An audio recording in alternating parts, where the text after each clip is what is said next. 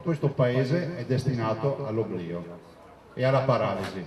È questa l'amara considerazione del governatore del Veneto dopo la decisione del ministro dell'Ambiente Sergio Costa sulla presenza di rifiuti nel cantiere della Pedemontana.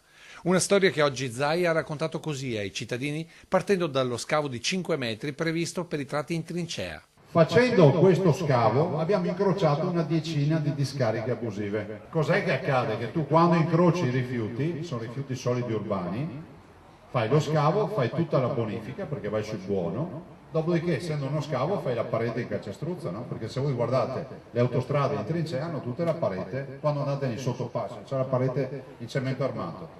Sono riusciti a far passare l'idea che qualcuno ha trovato i rifiuti, notte e tempo, li ha cementati, no? Come i mafiosi che cementano i loro nemici dentro nelle colonne, ve li ricordate i film? Il ministro dell'ambiente, che sa che la regione lavora in totale trasparenza, sa che abbiamo nominato come commissario della Pedemontana il vice avvocato generale dello Stato.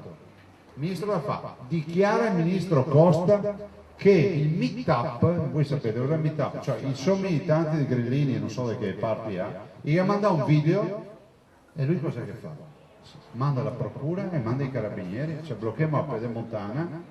Quando bastava alzare il telefono e gli davamo le analisi, gli davamo tutto perché comunque è tutto sotto la luce del sole, ma di fatto lo è sotto la luce del sole. E proprio per questo il governatore lancia una vera e propria sfida al ministro su un altro fronte caldo in tema non solo ambientale.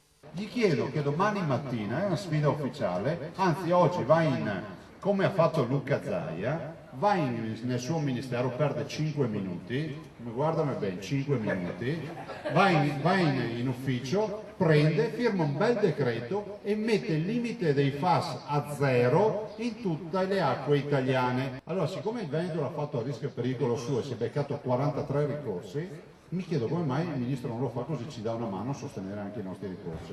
Grazie.